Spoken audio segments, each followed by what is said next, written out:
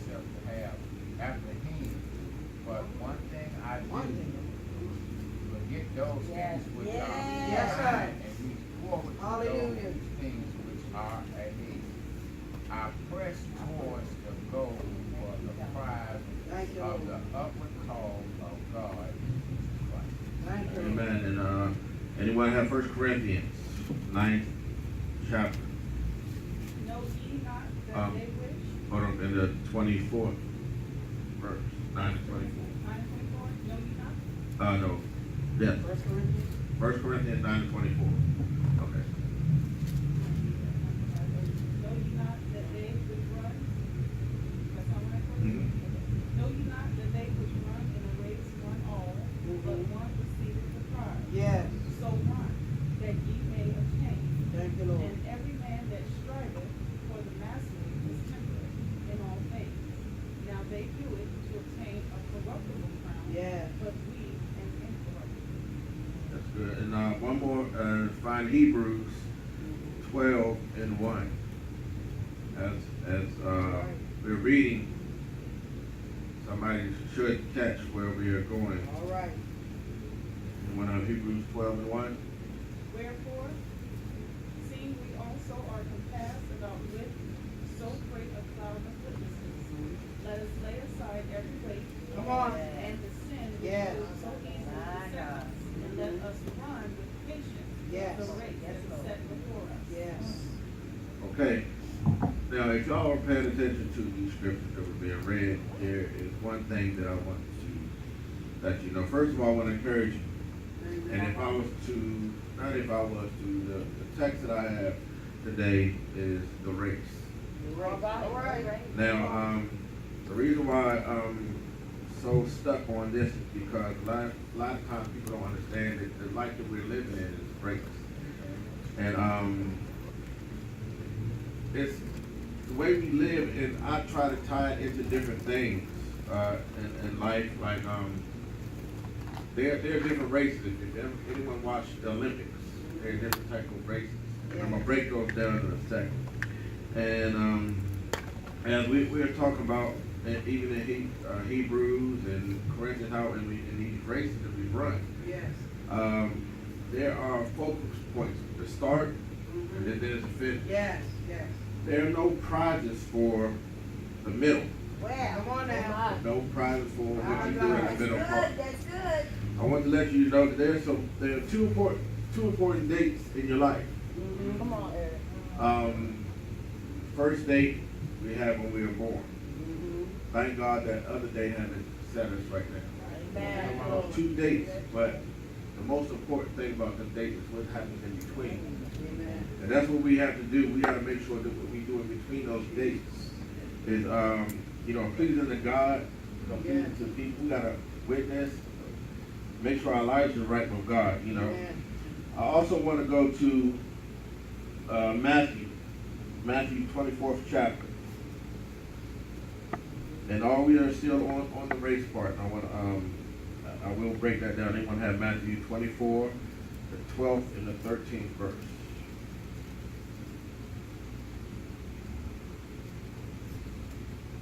And because iniquity shall abound, the love of many shall wax cold. Lord Jesus. But he that shall endure until the end, Come on. the same shall be saved. Yes, Lord. Thank you very much. Now, if you heard that, a lot of stuff, that 12th verse tells us what we're going through right now. A lot of us are going through a whole lot of things, a lot of turmoil, and just so much wickedness and evil that we fail to, we want to stop, we want to quit, But the good thing about this race is that it ain't how you start. Once again, it's how you finish. Yes. Now, the reason why I'm getting to this is because in the race, there are specific things that you have to be worried about. A lot of people think in a race is just running. It's more than running. There's preparation. Yes. There's training. There's running. A lot of running. A lot of people think that you just run like I said. There's start. There's form. And then there's another thing that's important that I heard somebody say before, and it's something tricky. You ever heard somebody say, "Uh-oh, they gonna get their second win"? To me, there's no second win. Come on, Eric. It's preparation. Preparation. Like right now, I'm me and my brother, we coaching and stuff. I found myself out here running around with these young kids, and I run, and I'm out of breath very quick. I don't have a second wind because there's no preparation. You have to prepare yourself for some things. So in these races, when you're running, you train it, you run it. Even in short distances, you run long distance. I've seen during track practice, you have these short distance, they run 100-meter dash and all that stuff, but they still running around the track because they're building up their wind. And that's what we got to do as Christians. We got to build up ourselves. We got to have a strong prayer life. Yeah. We can't sit up here and think that, I'm going to have my second wind. When a demon come up here comes my second wind. No, you got to be prepared. Because we've seen a lot of that stuff growing up when our church was in D.C. Yeah. We was in awe. We was like, what is this? This is stuff we see in the movie. So we're prepared for this type of stuff now. Yes. And it got to come out. So in the race, we have to be prepared. There is no second wind. So and another thing, example I like to give is that, like when we were in high school, we were playing football. We practice. Like, why are we practicing so much? We got it. We know it. Keep running. Keep practicing. Because when it was game time, it was time to play. Yeah. And by the time the first quarter, second quarter, people would get tired. Third quarter, people get tired. Fourth quarter, it wasn't our second win. It was our preparation. It was our training. It was our practicing that we had to be prepared for the fourth quarter when everybody else is tired. They ready to quit, we're still going. Yeah. So we have to be prepared in the race.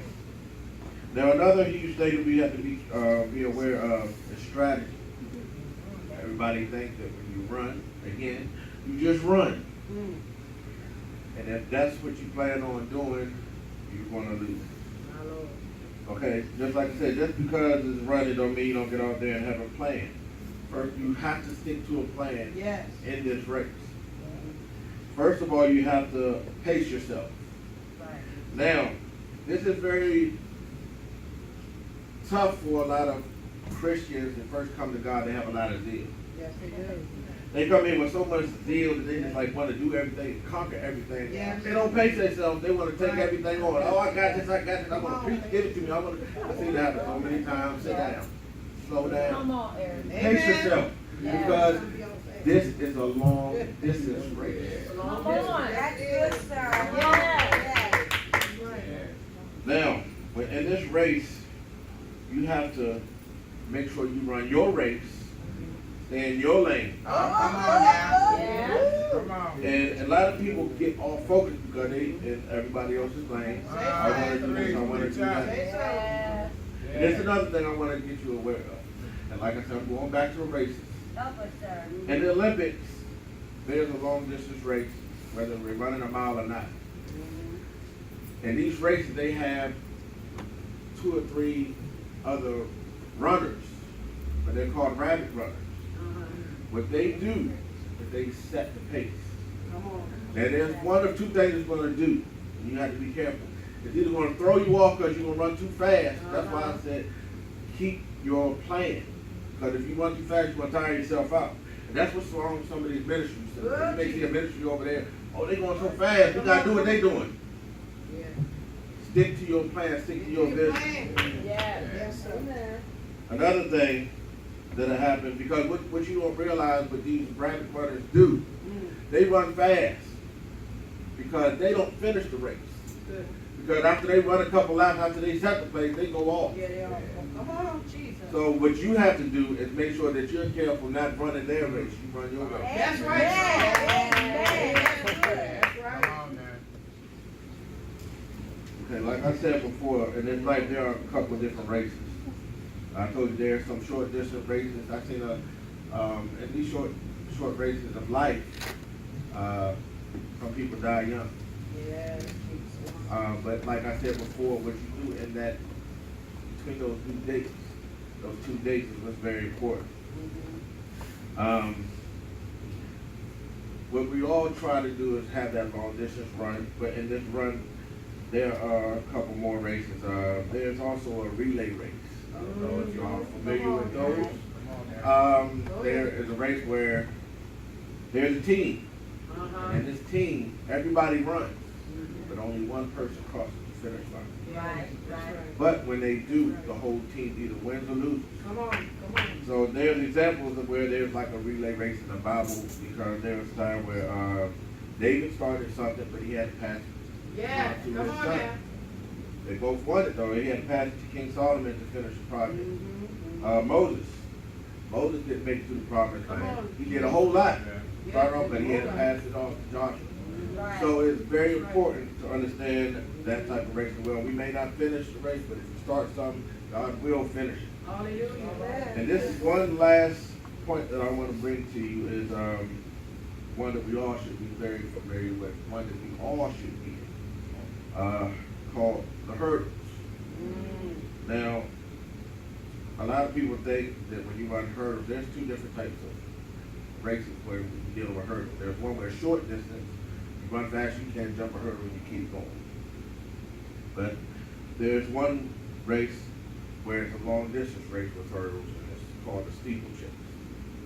Everyone in the Christian life should be running this race. And I'm going to prove it to you right. If someone turns to Matthew 16,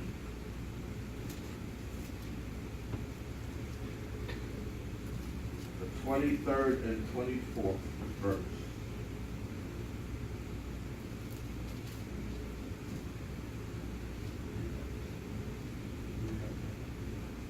Go ahead, Matthew 16, 23.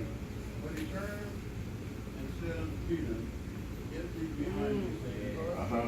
Thou art a prince so unto me, and thou savorest not the things that those that give me. Hold on right there. Now, where in the scripture I got it, because there's different versions of it. It says you are a stumbling block to me. Yes. What is a stumbling block? Come on. Like a hurdle. Yes. Jesus said this. Yes, If he Jesus if he has a stumbling block, he got a hurdle. What do you think we gonna have? All right. All right. Now, this is going to continue on with that. Now, what does the 24th verse say? Then said Jesus unto his disciples, If any man will come after me, let him deny himself, take up his cross, and follow me.